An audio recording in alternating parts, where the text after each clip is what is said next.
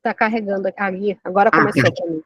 Perfeito. Então, boa tarde a todos e todas. Hoje, dia 18 de julho de 2024, a gente está dando início a mais um seminário integrado do Programa Multicêntrico em Bioquímica e Biologia Molecular. E hoje a nossa convidada é a professora Russolina Zingali, né, a Lina, né, a gente conhece como todos conhecem como Lina, que é professora titular do Instituto de Bioquímica Médica Leopoldo Demés, na UFRJ. Né? A Lina, ela é formada em farmácia pela USP e migrou, né, de São Paulo para o Rio de Janeiro há um tempo, assim como muitos, né, como também se apaixonam pelo Rio de Janeiro, né, dando aqui uma ênfase a isso. E Lina, ela é, então, bioquímica, trabalha com ênfase em proteína e atua em temas relacionados, então, a estudo de proteínas naturais com atividade antitrombótica, né, desde purificação e a caracterização até o estudo de mecanismos de ação, né, e hoje, então, a Lina vai trazer um pouquinho sobre os achados dela sobre toxina de animais. Então, Lina, muito obrigada por ter aceitado o convite, né, e a Lina, eu gostaria de ressaltar que a Lina é nosso braço direito também aqui dentro da UFRJ, né, o IBQM como uma instituição nucleadora do Multicêntrico, sempre nos apoia aqui em Duque de Caxias, né, e a Lina já atua em vários projetos em conjuntos, né, a FAPERJ, de apoio, fomento à pesquisa, então tem nos dado diversos apoios aqui para continuidade, né, fortalecimento da pesquisa aqui em Duque de Caxias. Obrigada, Lina, por ter aceitado o convite. Luísa, muito obrigada pelo convite. Eu tenho um amor muito especial por esse programa multicêntrico, né, de bioquímica e biologia molecular. Tenho acompanhado desde o início, né, do programa com muito entusiasmo, né, por essa conjunção, né, de pessoas do Brasil todo, de lugares que estão crescendo, e a gente vê esse crescimento em toda a sociedade, né, e a gente se encontra na reunião anual da Sociedade Brasileira de Bioquímica e Biologia Molecular, mas infelizmente esse ano não pude ir, então é um prazer estar aqui. Eu também sou embaixadora do IFRJ, então acompanho também o trabalho do IFRJ, então estou sempre muito próximo desse programa, né? Então é um prazer enorme estar aqui. Eu peço também que, se vocês tiverem alguma pergunta, que vocês falem, porque eu estou fazendo a apresentação total, então não estou vendo vocês, não sei se alguém escreveu, não vou ver essas perguntas. Mas hoje eu vou falar um pouquinho, eu não vou falar tudo, mas dar alguns exemplos do que a gente tem trabalhado em toxinas animais, né, e mostrar, né, que elas têm propriedades muito interessantes, né, e por isso esse tema um pouco mais, assim, para mostrar essas diferenças. Então, para começar, né, eu vou fazer uma distinção entre os animais peçonhentos, né, e os animais venenosos, né. Os animais peçonhentos são aqueles que têm formas de injeção de veneno, tem uma glândula de veneno e eles podem, né, injetar esse veneno na sua presa, na sua vítima, né, e enquanto que os animais venenosos, eles não têm um sistema de injeção de veneno muito definido, às vezes é o tegumento, às vezes a própria pele que faz síntese de substâncias tóxicas, como é o exemplo do sapo, né? Mas eu trabalho mais com animais peçonhentos mesmo, né? E o veneno são substâncias tóxicas, né, que podem produzir essas lesões, enfermidades, mudanças na fisiologia animal e levar à morte ou algum dano, né, para o organismo. E o que é interessante, né, do ponto de vista da evolução, né, principalmente os animais peçonhentos, né, é que a gente tem animais de vários cladros, né, que estão apresentados aqui nessas linhas vermelhas, que têm apresentam na sua evolução a presença de toxinas, né? E toxinas, no caso, a gente tem substâncias tóxicas, e toxinas são proteínas que são tóxicas, né? Então, tem um pouco dessa distinção do que é uma substância tóxica e do que é uma toxina, que no caso é uma proteína. Então, a gente vê aqui vários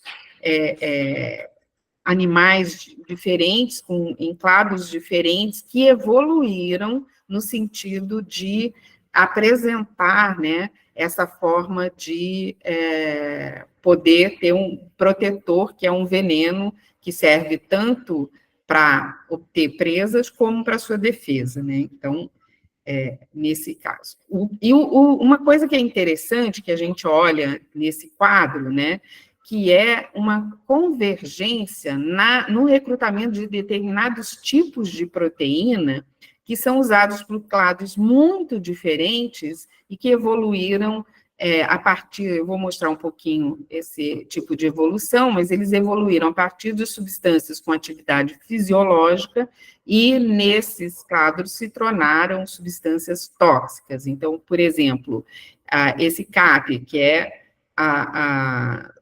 uma proteína que é chamada de proteína secretória rica em cisteína, ele aparece em cefalopode, em cones, né, insetos, em escorpiões, em aranhas, em répteis e em ticks, que é carrapatos, né? Outros, como, por exemplo, hialuronidase, lectinas, né? Fosfolipase 2, que está presente em vários desses clados diferentes, são moléculas que tiveram esse tipo de evolução e passaram a adquirir, com essas mudanças, atividades tóxicas, né? E como é que esses venenos evoluíram, né? Aqui tem uma síntese, né? Primeiro, um gene fisiológico, né, que na sua duplicação foi, não é sequestrado, mas foi captado pela glândula de veneno, né, na sua duplicação, para se transformar numa substância agora com atividade tóxica, a partir de mutações, né, e de silenciamentos ou duplicação gênica. O gene também, alguns genes fisiológicos, eles foram captados pela glândula de veneno e, a partir daqui, sofreram evoluções, né? Uma coisa que a gente vê com frequência, eu vou mostrar alguns exemplos, é uma proteína fisiológica que tem vários domínios e, na sua evolução para se tornar uma toxina, elas sofrem mudanças nesses domínios, às vezes deleção, às vezes a inclusão de algum tipo de domínio específico que confere a ela uma maior toxicidade. Então, são vários tipos de evolução que ocorreram para gerar essas novas toxinas.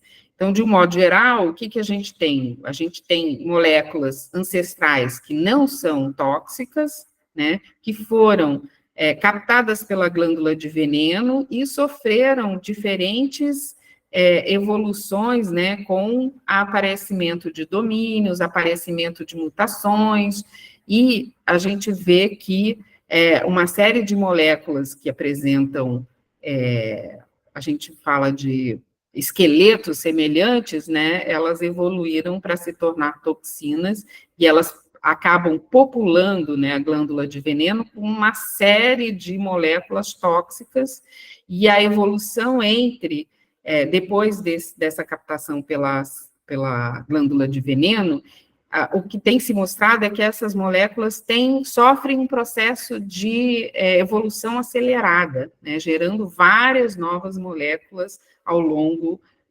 desse processo evolutivo, né. De um modo geral, eu vou falar para vocês hoje, principalmente, né, desses venenos que estão aqui marcados em vermelho, que vêm de serpentes, então, serpentes do tipo Viperide, da família, né, Viperide, e serpentes do tipo Elapídio, que tem diferentes formas de inoculação, não vou entrar nesse detalhe, mas que são toxinas que têm esse tipo de origem e tem um tipo de organização estrutural que a gente vai desvendar um pouquinho mais para frente, tá? Eu vou falar dessas serpentes porque elas têm uma importância médica muito grande no mundo, né? E a gente tem, pelo menos assim, nas últimas revisões, né, visto que as serpentes são responsáveis por mais ou menos de 1,8 a 2,7 milhões de casos de envenenamento no mundo. Então, é um número muito, muito significativo. Desses, mais ou menos, a gente tem 130, 140 mil mortes por ano, né, em todos os continentes, e aqui no Brasil, né, a gente tem ainda por volta de 2.000, 3.000 mortes causadas por acidentes ofídicos, né? Então, do ponto de vista... e quando não há morte, né, muitas vezes há uma deficiência muito grande, com amputação de membros, né? Então, tem uma relevância para a vida das famílias muito, muito grande esses acidentes, né? E a gente se interessa em olhar para isso. Quando a gente olha para o Brasil tem uma biodiversidade muito grande. Então, no mundo, nós temos 3.700 espécies de serpentes, né? 465 gêneros, 20 famílias. No Brasil, a gente tem 321 espécies, 75 gêneros e 9 famílias, né? A maioria dos acidentes ofídicos são causados por serpentes do gênero Bothrops, que é a maior parte, a que causa mais acidentes, né, no Brasil, são mais ou menos 30 mil por ano, né, e, como eu falei, de 2.000 a 3.000 mortes causadas por esses acidentes. Quando a gente olha no Brasil, né, as serpentes de importância médica, né, são principalmente do gênero Bothrops, o gênero Lachesis. Esses 2 gêneros são considerados, os seus venenos são considerados do tipo hemorrágico, também com uma alta atividade proteolítica, e os gêneros Crotalus, que é a cascavel, né, eu esqueci de falar, Bothrops de um modo geral, a jararaca, a Lachesis é a sucuri, o surucucu, se não me engano, a Crotalus é a cascavel, né, e a Micrurus é a coral. E essas duas, a cascavel e a coral, têm atividade mais neurotóxica, né, então, com várias implicações. Quando a gente olha a composição dos venenos, né, na verdade, de 400 componentes, a gente pode classificar esses componentes em alguns poucos grupos, né? Então, eu tenho uma boa parte do veneno, pelo menos de serpente, né, que é constituída de proteínas e peptídeos, mais ou menos 95%, uma parte considerável são proteínas não enzimáticas, que não têm atividade enzimática, como inibidores de protease, né, cistatinas, a gente vai falar um pouquinho dessas three fingers toxins, né, e desintegrinas, e lectinas do tipo C, e uma parte considerável também são de enzimas, como as fosfolipase A2, fosfodiesterases, muitas proteinases, como metalicerino proteinases, né, que evoluíram para ter atividade tóxica. Quando a gente olha, né, do ponto de vista do que acontece num organismo que sofreu um acidente com uma serpente, né, a gente tem um grupo de atividades que são muito presentes nessas serpentes chamadas viperídeos, então as bótropes e as láqueses, né, com efeitos locais intensos, uma miotoxicidade, o músculo é muito atingido, uma hemotoxicidade, né, que mostra muitos componentes cardiovasculares, né, principalmente vasculares, são afetados por essas moléculas. A gente tem também uma neurotoxicidade e uma cardio e nefrotoxicidade. Muitas mortes ocorrem por falência renal nesses indivíduos, né? Já nos elapídeos, né, o efeito local é um pouco menos intenso, tem uma miotoxicidade, pode ter também uma hemotoxicidade, mas o efeito principal é neurotóxico. Então, tem paralisia da junção neuromuscular, tem vários efeitos no sistema nervoso central e o sistêmico, né, e muitos efeitos, né, em relação a esse processo. Então, como eu falei para vocês, apesar de ter um número de moléculas muito, muito grandes, a gente tem características que estão presentes nesses venenos, né, o que a gente chama de esqueletos estruturais, né? Então, por exemplo, entre os venenos de viperídeos, a gente tem a presença muito grande de metaloproteinases, né, do tipo que a gente chama P3, eu vou mostrar um pouquinho mais para frente o que isso significa, né, e que estão presentes em grande quantidade nos viperídeos e em menor quantidade nos elapídeos. A gente tem também essas mesmas metaloproteinases que a gente chama do tipo P1, né, que também estão, na sua maioria, presentes nos viperídeos, mas, por exemplo, tanto elapídeos como viperídeos compartilham moléculas com atividade fosfolipásica, né? A gente tem fosfolipases que formam dímeros, principalmente nos viperídeos, serinoproteinases, essas moléculas do tipo 3 dedos, que a gente chama three fingers proteins, ou two finger proteins, elas estão presentes principalmente em elapídeos, lectinas do tipo C também estão presentes nesses dois tipos de moléculas, as CRISPs, que são as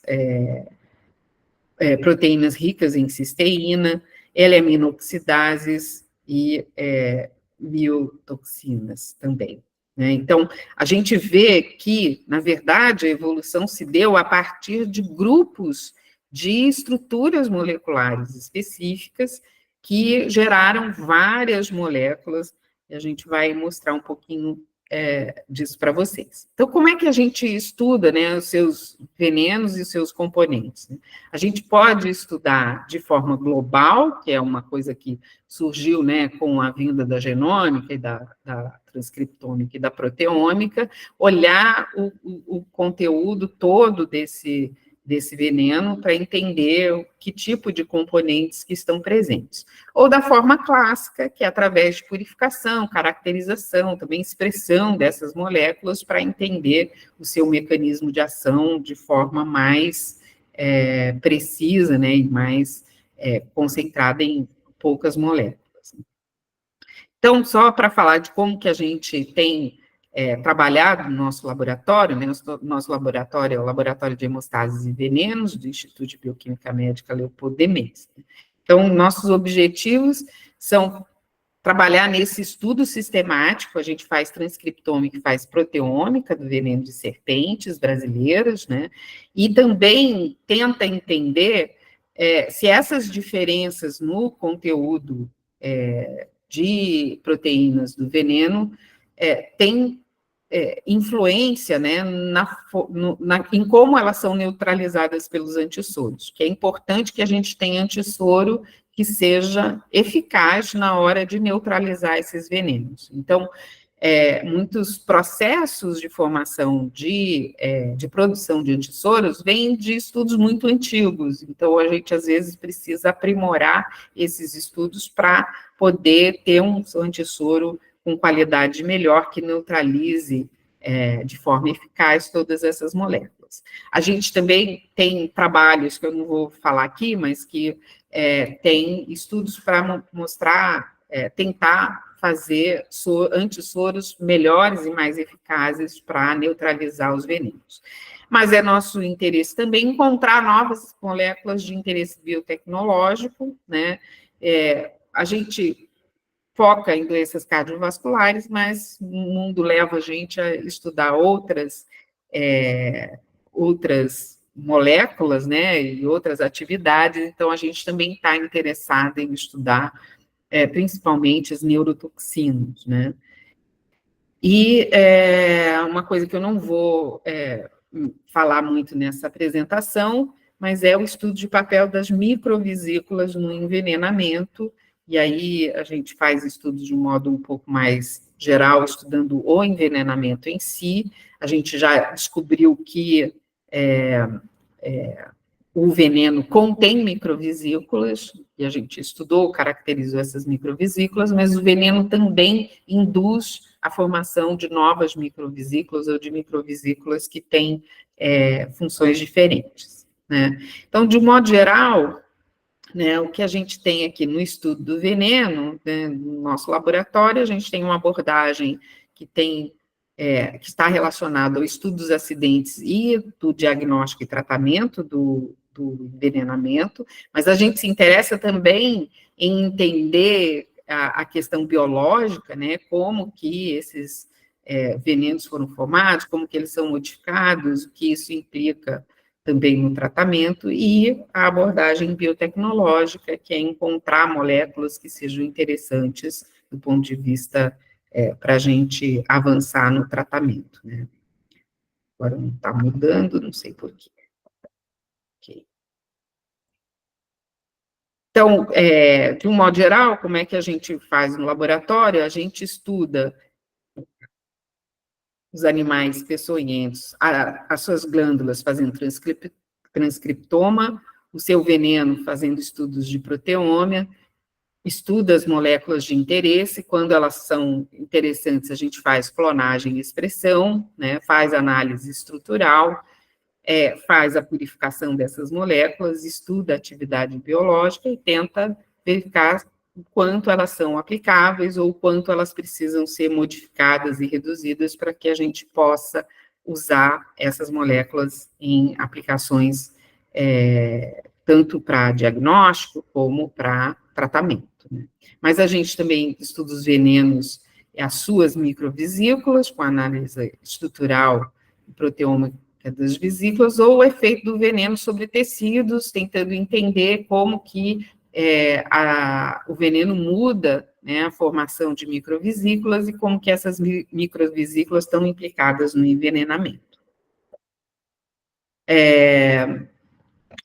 O veneno botrópico, né, então, como eu falei, ele tem vários componentes, entre fosfolipase 2, metaloproteinase, serino, L-aminoxidases, lectinas do tipo C, etc., né?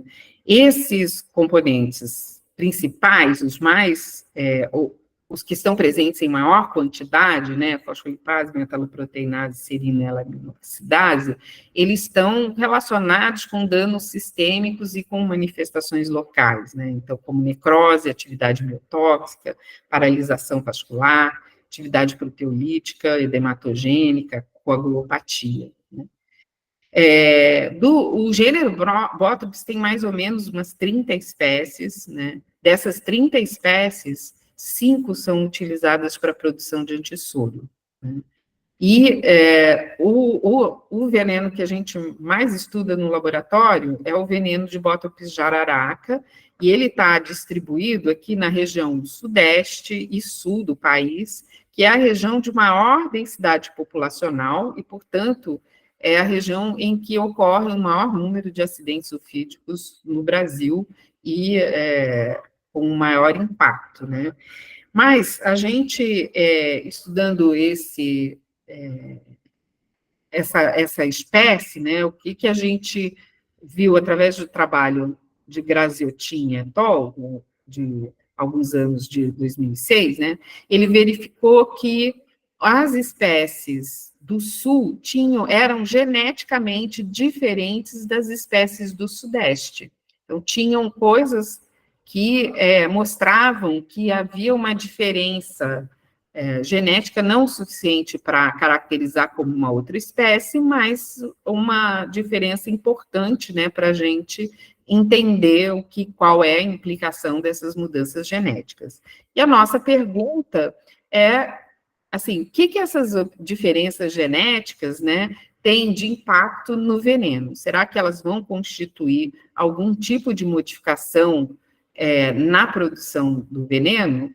Então, a gente, usando uma técnica que é chamada de venômica, né, na verdade, é uma proteômica, mas através da realização de uma cromatografia inicial, em que a gente faz a separação do conteúdo proteico, a gente pode ver aqui que nós temos mais de 38 picos, né, de proteínas no cromatograma, e cada pico desse a gente faz eletroforese e mostra que muitos deles a gente tem uma quantidade de proteínas que são separadas pela eletroforese muito maior. Então, isso aqui implica em ter mais de 400 proteínas, né? E a gente caracterizou cada uma delas em colaboração com o Dr. Juan Calvet, na Espanha, né?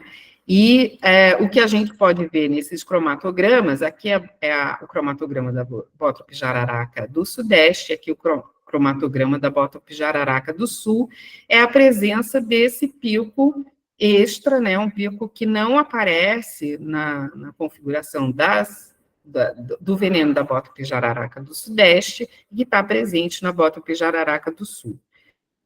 Além disso, né, quando a gente olha essa região mais final do cromatograma, né, a gente vê que a Bótrope jararaca do Sudeste tem maior concentração dessas proteínas, e eu adianto que essas proteínas aqui são mais metaloproteinases e L-aminoxidases, né.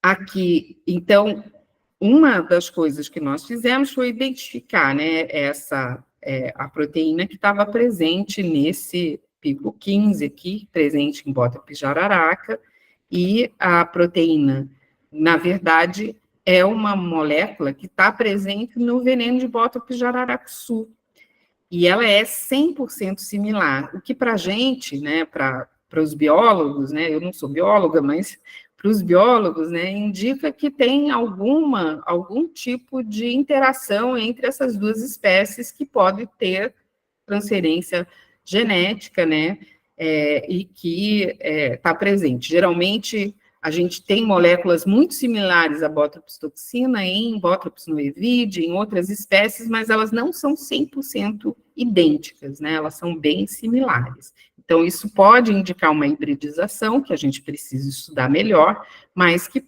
pode acontecer entre as espécies, isso já está mostrado por outros mecanismos, né.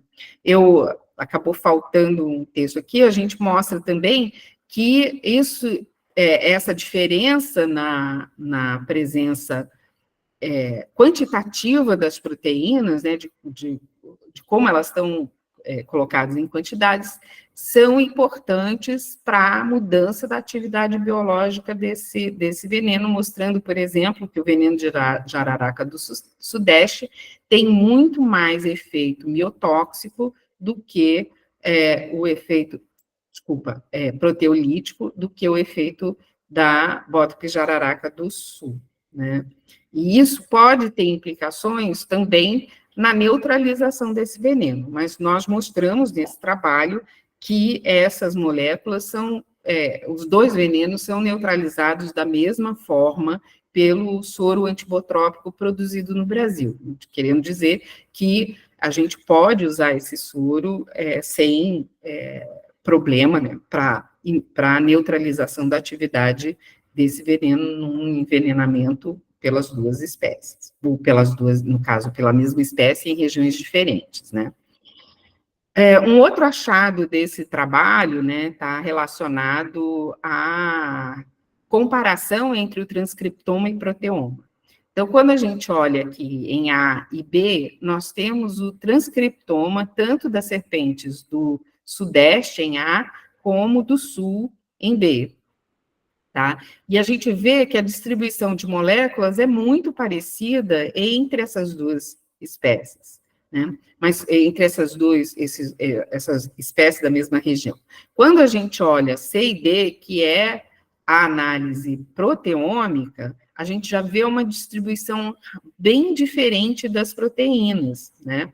Aqui em D, a Bótrope jararaca do Sul, e em C, a Bótrope jararaca do Sudeste, né, mostrando, por exemplo, uma concentração muito maior de metaloproteinases no veneno da Bótrope jararaca do Sudeste e uma concentração maior de fosfolipases na serpente Bótrope jararaca do Sul, e mostrando que há uma diferença entre o que está sendo produzido pelo RNA mensageiro e o que está sendo transcrito na forma de proteína, e que isso deve ter algum tipo de regulação, né, que pode ser relativo à localização, ao tipo de alimentação. A gente ainda não tem conhecimento profundo sobre o porquê dessas modificações, mas aí vão surgindo novas questões quando a gente vai estudando e aprofundando os estudos nesse veneno.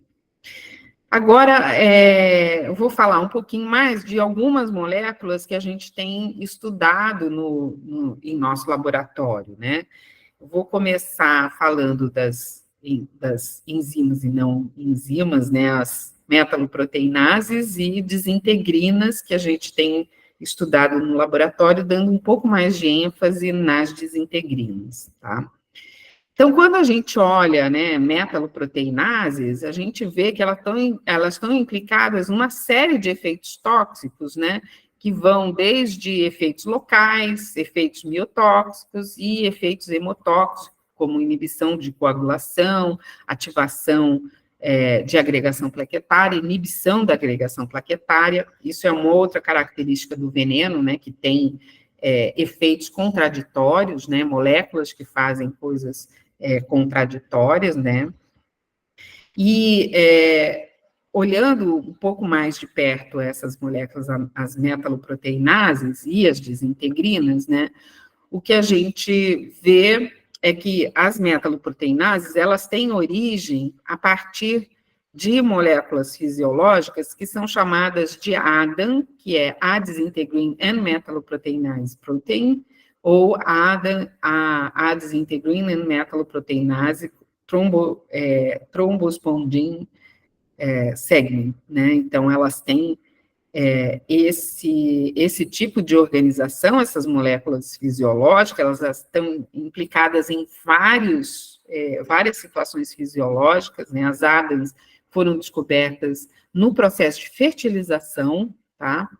E elas são compostas, então, por um domínio metaloproteinase, um domínio desintegrina, um domínio rico em cisteína e outros domínio EGF e outros domínios que são importantes para a atividade biológica.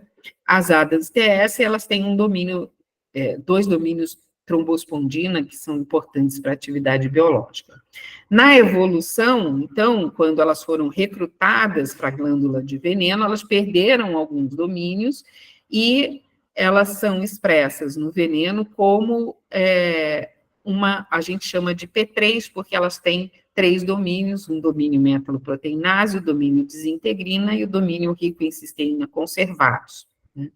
Quando elas são expressas nessa estrutura, elas têm uma atividade proteolítica, né, bem clássica, muitas vezes uma atividade muito específica, com substratos bastante específicos, né?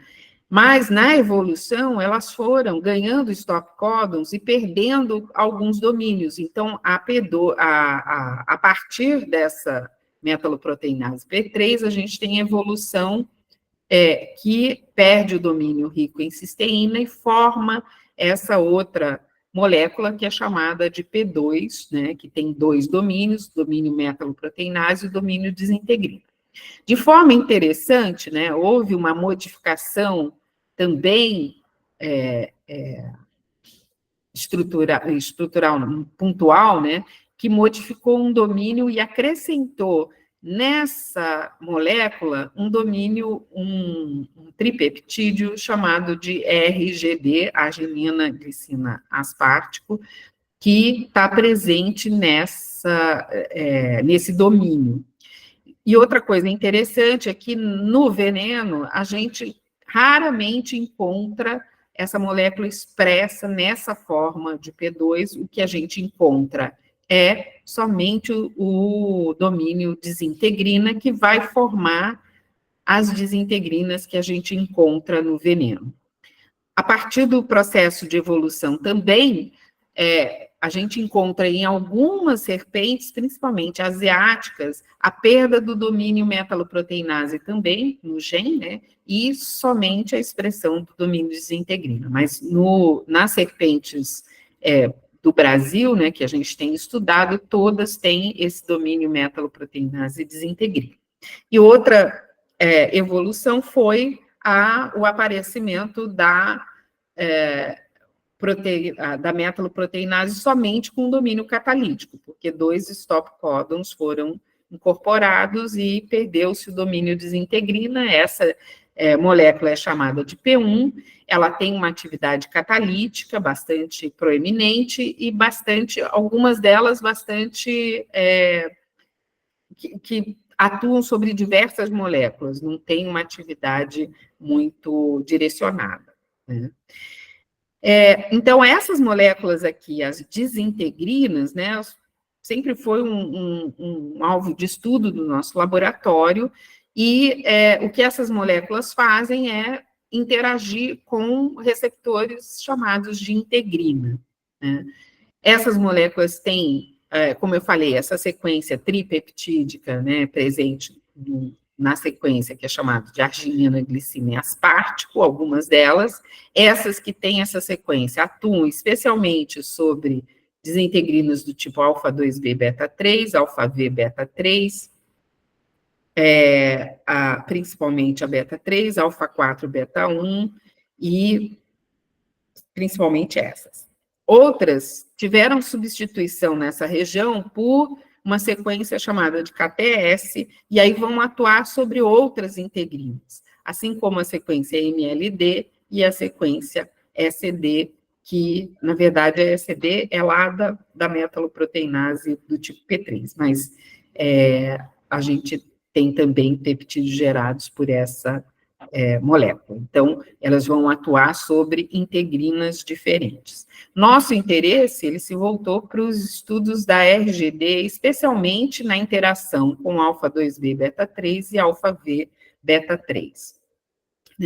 Uma das coisas que a gente chama atenção, numa publicação que a gente fez de revisão, é que, apesar da gente ter um número de desintegrinas descritas na literatura muito, muito grande, eu não sei dizer o número exato, mas a gente tem apenas 17, não, apenas 18 estruturas determinadas das desintegrinas, seja por cristalografia, seja por ressonância magnética nuclear. Tá?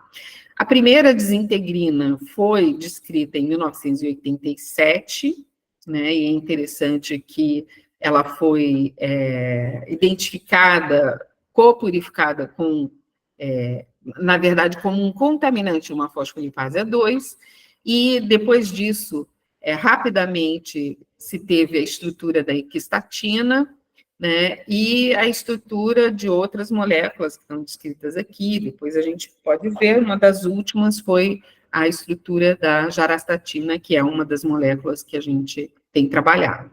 Então, muito pouco foi feito em termos de análise estrutural dessas moléculas, embora elas tenham características muito semelhantes, né? Cada uma interage de forma diferente com o receptor. Isso eu acho que é o mais interessante. Elas atuam de forma... eu vou mostrar um pouco de forma diferente no receptor, e muito pouco se tem de informação sobre a interação entre essas moléculas, informação estrutural, né, da interação dessas moléculas com o seu receptor. Um dos poucos trabalhos que faz essa interação de forma experimental, e não por análise in silico, é o nosso trabalho junto com o professor Fábio de Almeida, que eu vou mostrar um pouquinho para frente.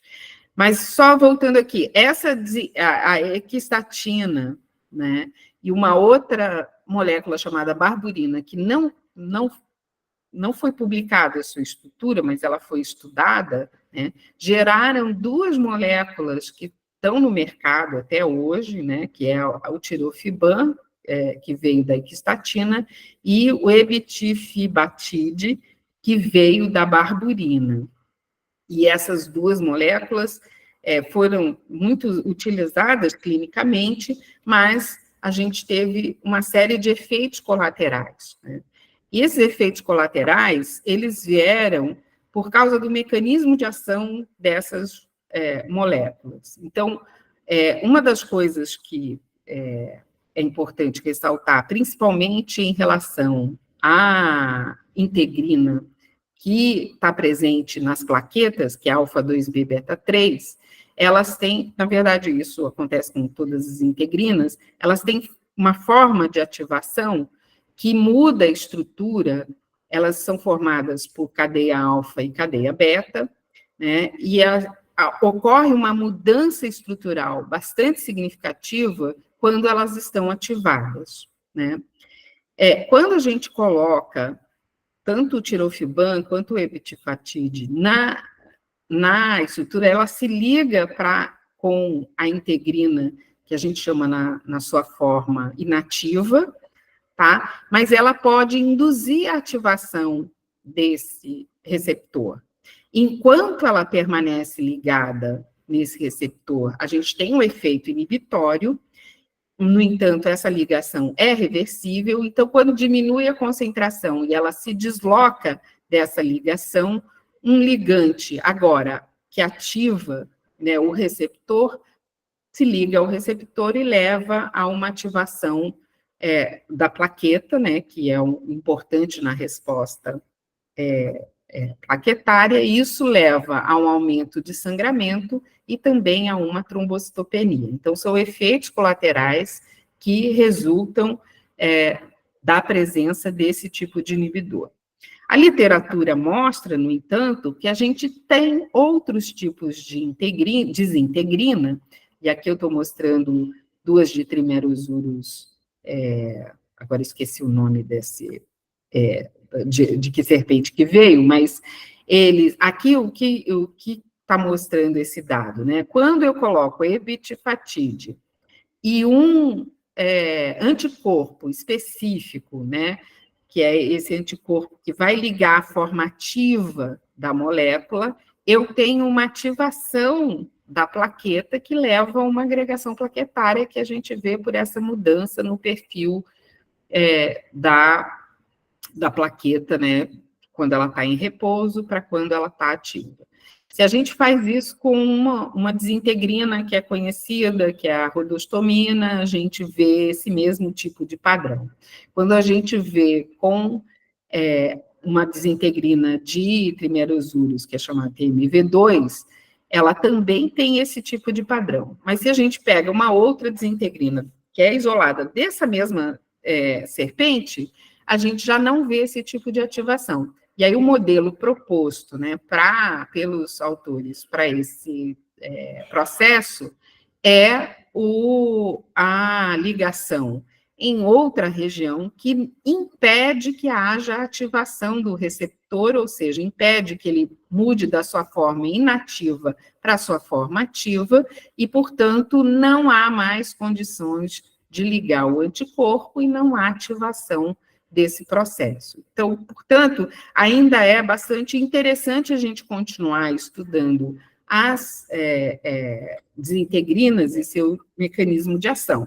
Por isso, né, nós temos estudado em nosso laboratório duas desintegrinas que foram purificadas do veneno de bótope jararaca, que é a jararacina e a jarastatina. A gente pode ver, quando a gente compara a sequência da jarastatina e da jararacina, que elas têm um N-terminal extremamente semelhante, né? Então, são todos aminoácidos idênticos, uma região em volta do tripeptídeo RGD que tem diferenças interessantes, diferenças grandes quanto à composição de aminoácidos dessa região.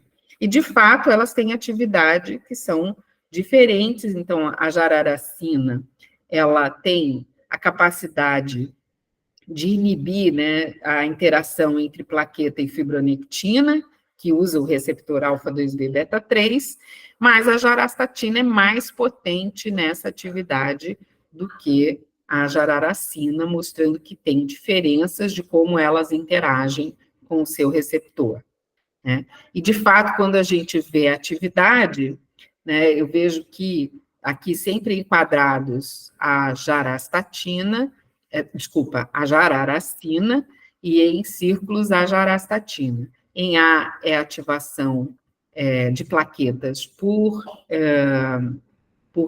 trombina.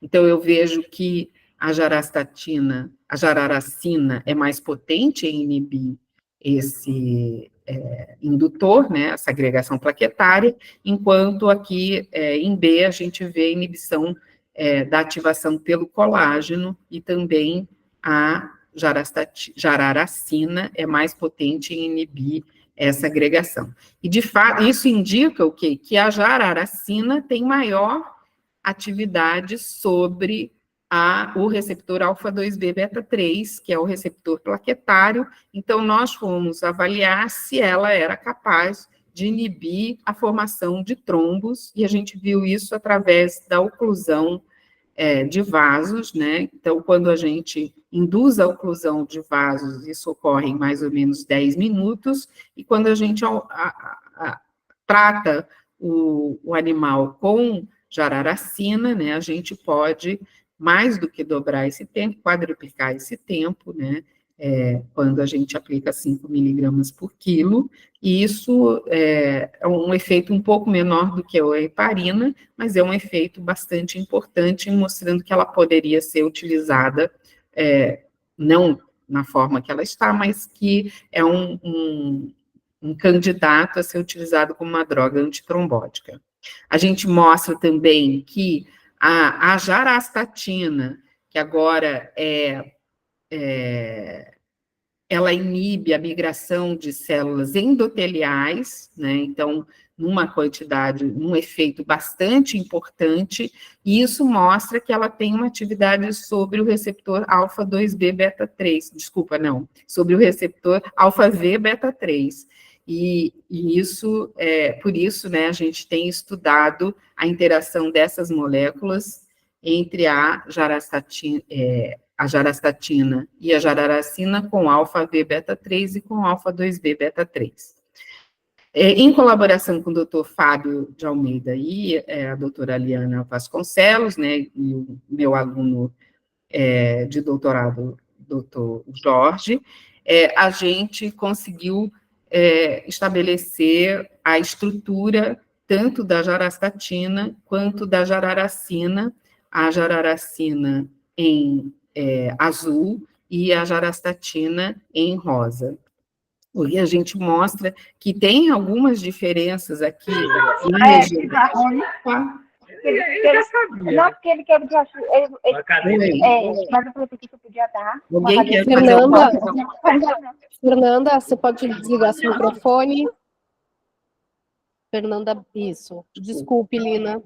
Eu estou olhando aqui se tem alguma mensagem, por isso que às vezes eu olho de lado. Bom, mas, então, a gente vê que existem diferenças, e apesar do N-terminal, ele tem uma conformação muito parecida, mas algumas mudanças na estrutura central mudam a organização, o ângulo, né, em que o N-terminal interage com o receptor.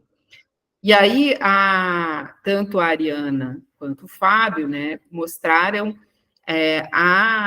fizeram experimentos de ressonância magnética nuclear com a jarastatina marcada na presença do receptor alfa-v beta-3, e a gente está repetindo isso com a jararacina e alfa-2b beta-3 para mostrar como se dá essa interação.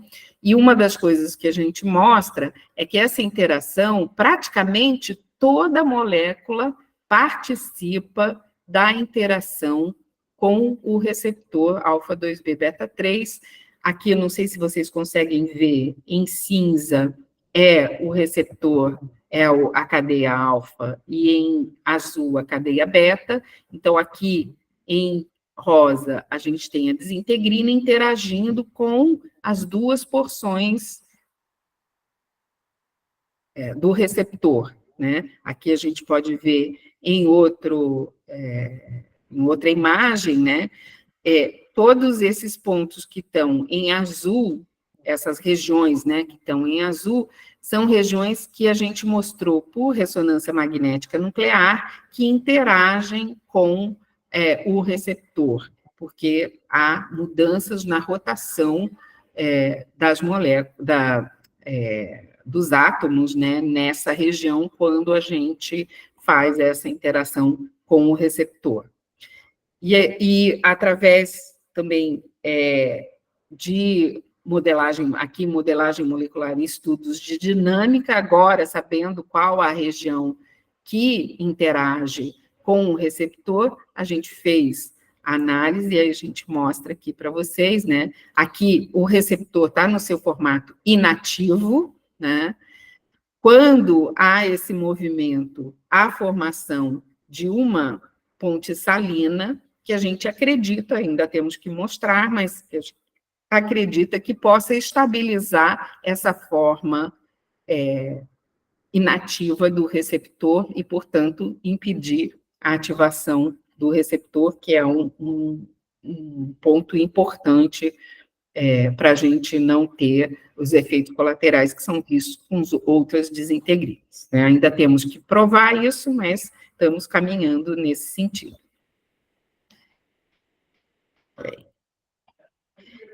Agora, passando, só para mostrar um outro dado, passando também para o estudo dessas proteínas não enzimáticas, principalmente as proteínas que a gente chama de 3 dedos, ou three fingers proteins, né?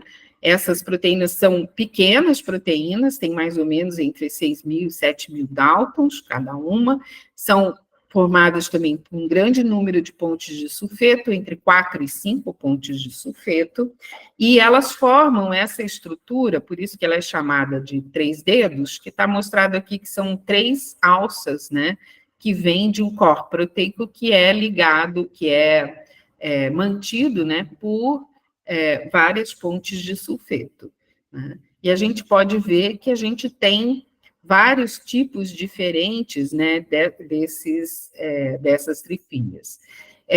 Nas serpentes asiáticas, elas foram bastante estudadas, né, e nas serpentes brasileiras, elas se encontram nas serpentes corais, né, que estão distribuídas pela América toda, né, praticamente.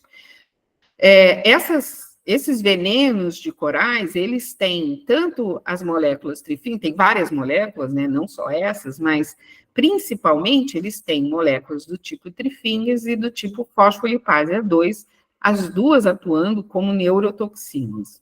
Se a gente olha o conteúdo proteico, né, desses venenos de várias espécies diferentes, aqui pegando desde espécies da América do Norte até espécies na Argentina, por exemplo, né, e muitas aqui no Brasil, a gente vê que tem um tipo de transição, né, existem muitas que apresentam uma quantidade maior de fosfolipase 2 em relação às moléculas trifílias, e aqui em cinza são os outros tipos moleculares presentes nesse veneno, mas algumas apresentam um grande número, principalmente quando você vai para o sul da América do Sul, apresentam um grande número de moléculas do tipo trifingers, né, algumas com pouquíssimas fosfolipase 2, e algumas com pouquíssimas moléculas de outro tipo, né? Por exemplo,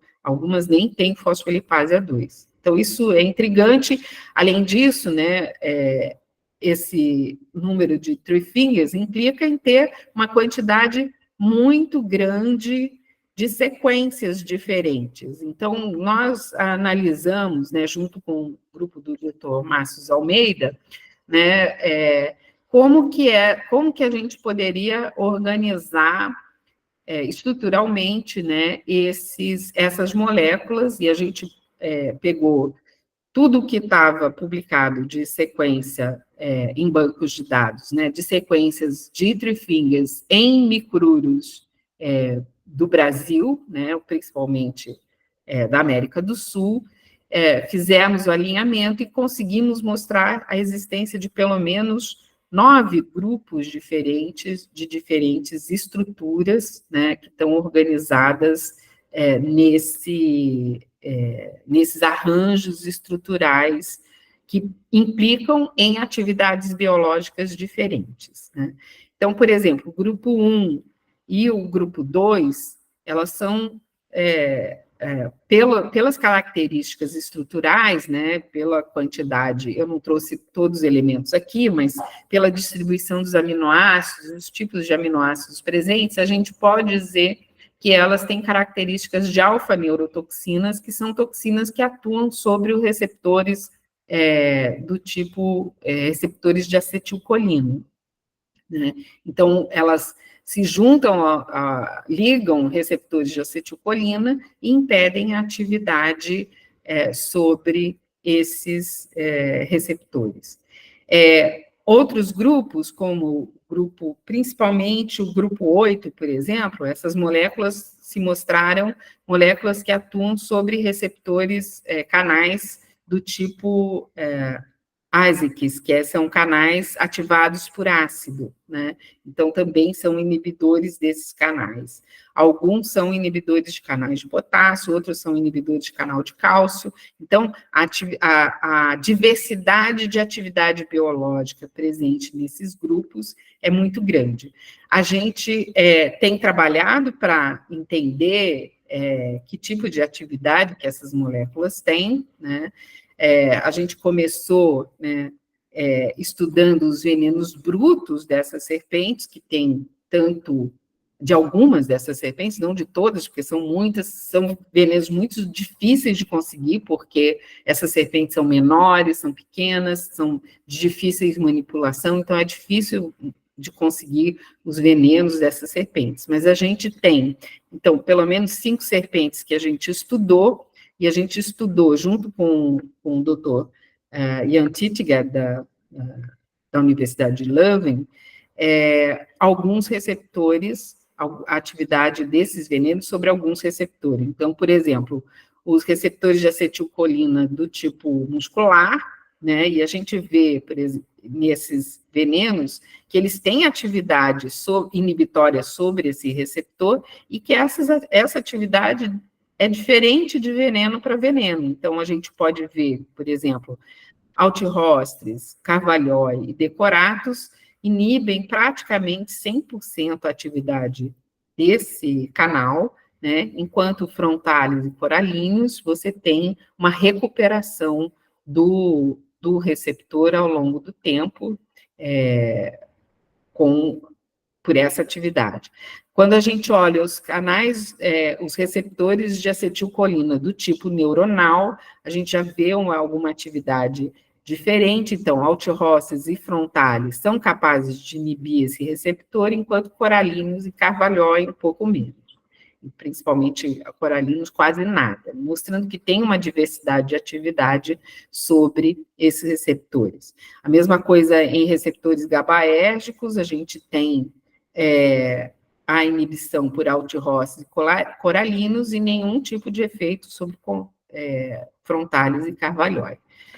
A gente também estudou canais de potássio e de sódio, então a gente mostra que esses venenos têm atividade sobre o canal de potássio, principalmente 1.3, a gente também tem sobre 1.6, se não me engano, e não tem nenhuma atividade sobre os canais de sódio, pelo menos os do tipo 1.2, a gente ainda não estudou os outros tipos de canal, mas a gente mostra que não tem quase nenhuma atividade sobre esses receptores, né?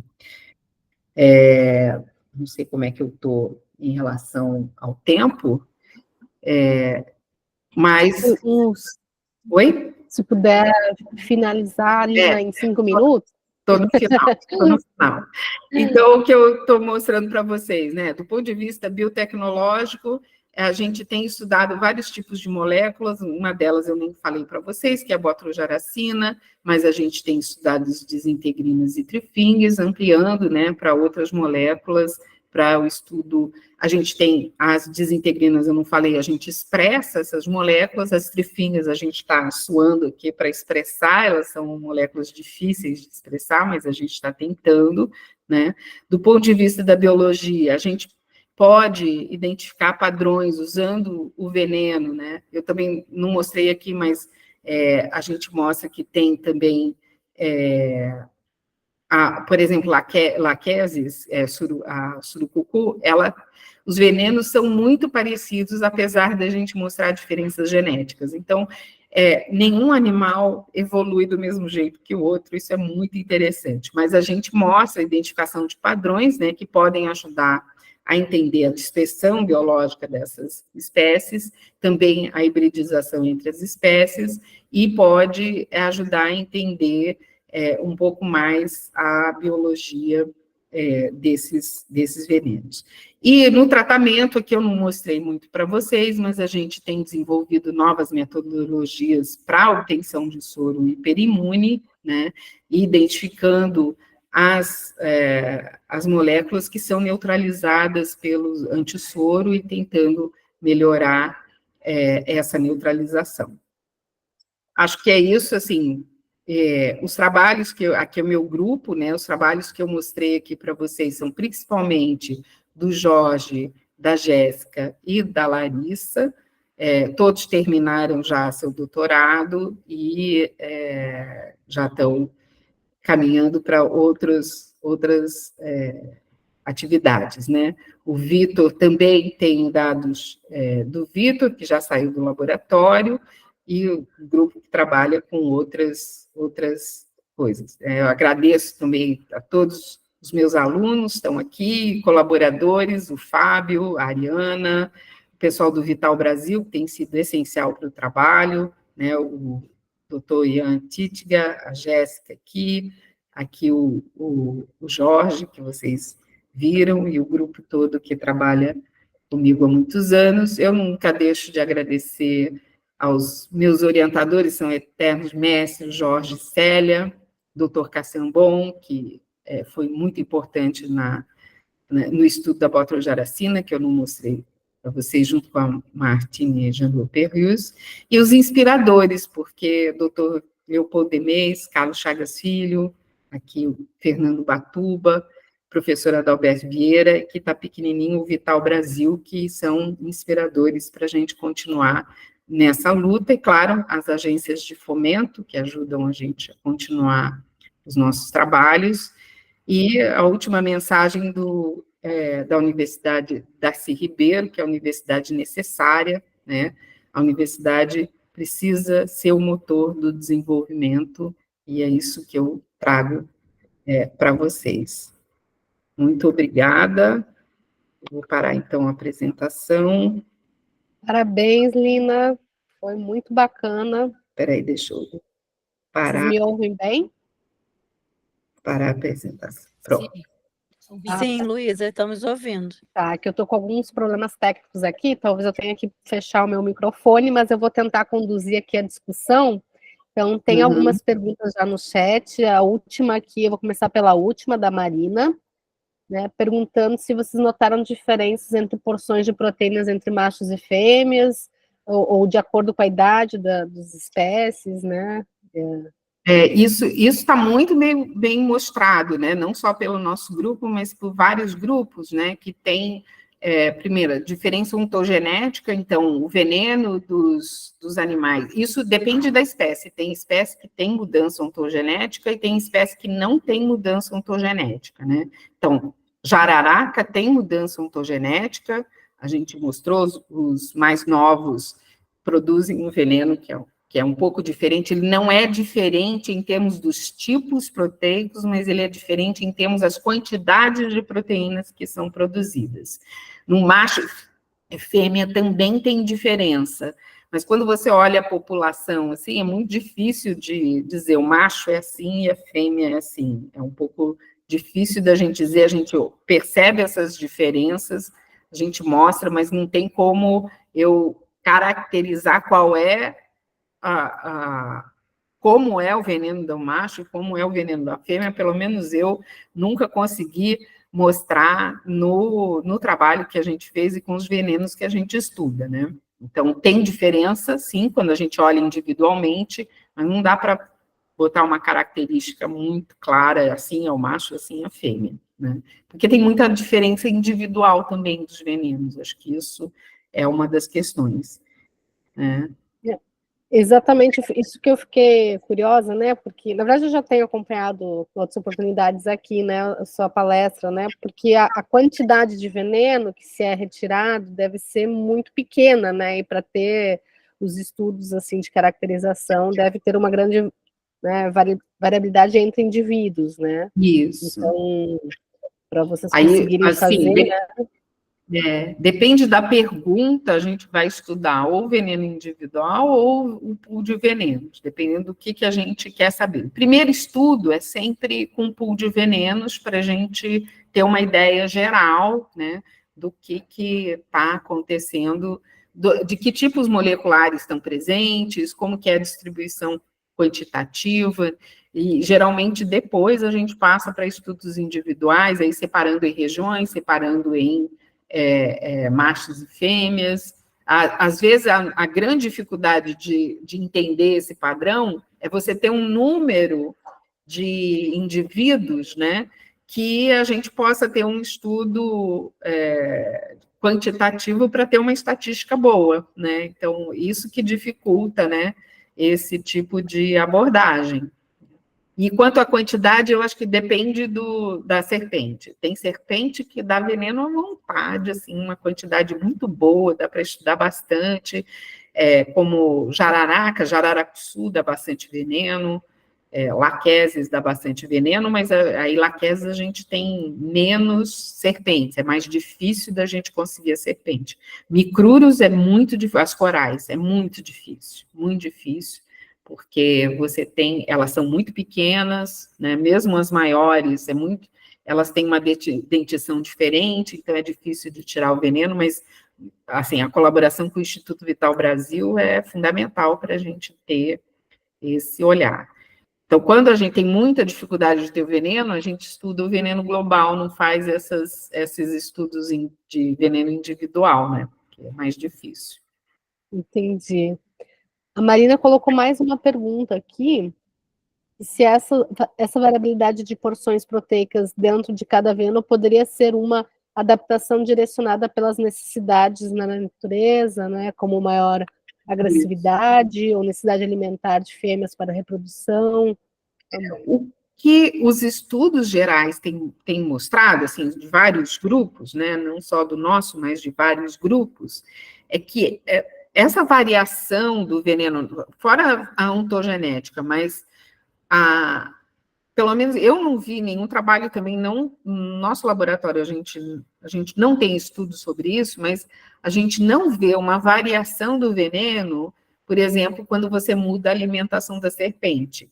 Então, se eu mudo a alimentação, muitos se perguntaram isso, né? Será que eu vou mudar a expressão de proteínas?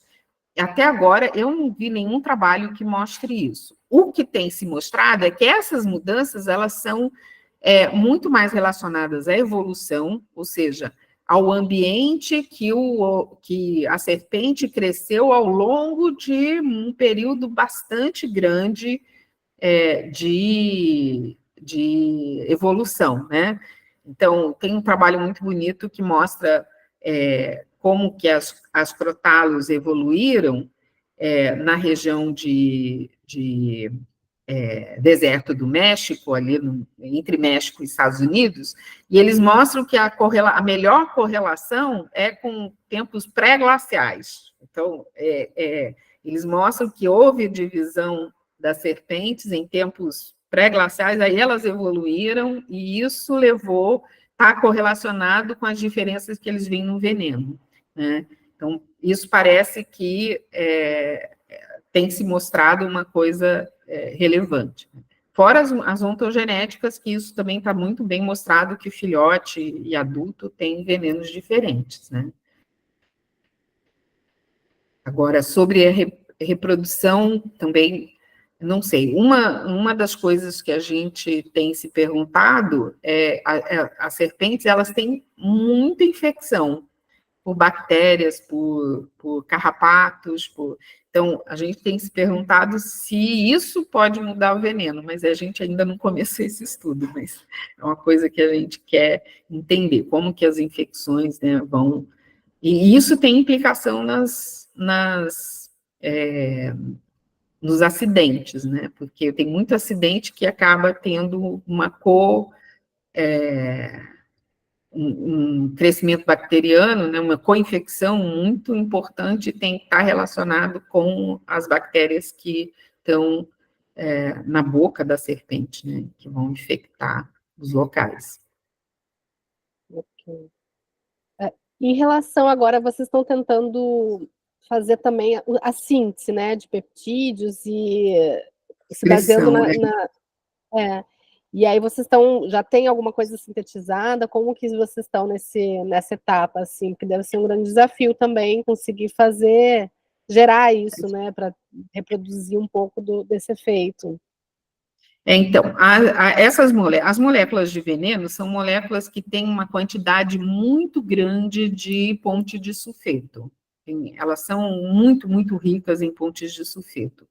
E isso embora tenha vários autores que conseguem fazer expressão em bactéria, né, a gente teve uma grande dificuldade em expressar em bactéria, a gente conseguiu expressar em levedura.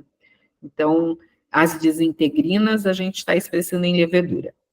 As trifingers, né, elas são muito tóxicas, né, a gente tentou em bactéria, ela expressa, mas vai para corpo de inclusão, então a gente está trabalhando um pouco para fazer reenovelamento, que é um pouco mais difícil, mas também estamos tentando expressar em levedura, e algumas dessas, então tem um trabalho que a gente está fazendo com o Dr. Titga, e aí esse a gente mandou sintetizar mesmo, né? Mandamos fazer, ela tem uma atividade bem interessante, que tem uma aplicação bastante interessante também, e aí a gente mandou sintetizar, e agora acabamos de receber faz menos de um mês, então estudos para ver se a gente vai ter a atividade que a gente espera.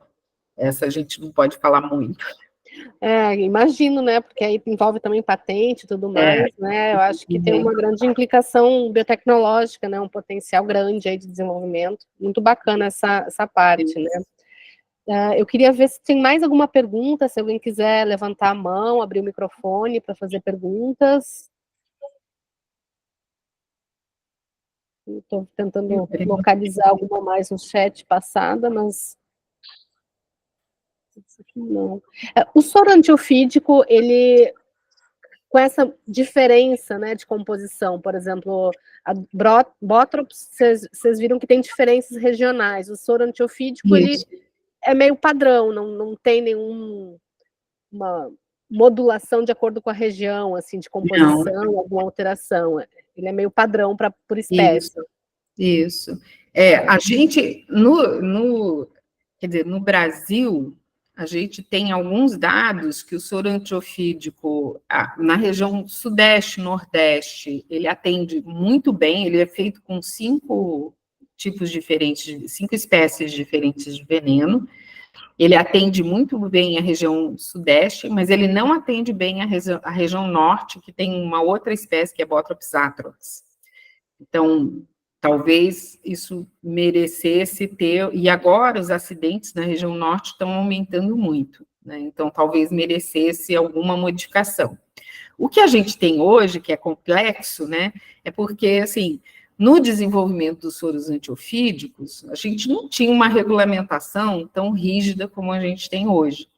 Então, para fazer estudo clínico de um soro antiofídico novo, é muito complexo, né? Então, porque a gente tem que atender a todas as exigências de um estudo clínico.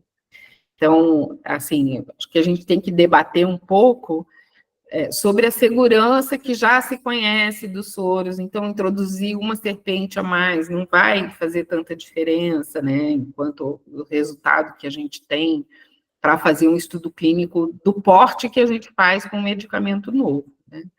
Então, acho que esse é um assunto que a gente tem que debater. Sobre o acidente com as corais, né, esse é um pouco mais complexo, porque o soro ele é feito só com o veneno de 2 serpentes, que é a Corallinhos e... esqueci a outra. Acho que não é Fúvios, é uma outra, eu esqueci, mas são 2 serpentes. E tem muita, eu não sei se vocês lembram, naquela distribuição do Brasil, que a gente mostra como que tem em quantidade de fosfolipase 2 e de moléculas do tipo trifingers, é muito diferente. E aí o soro nem sempre ele é eficaz. Isso já tem vários trabalhos mostrando, inclusive nossos, né, que mostram que o soro não é tão eficiente. Por exemplo, as serpentes do sul, que é a Altirostris, ela não é bem neutralizada pelo veneno antilapídico.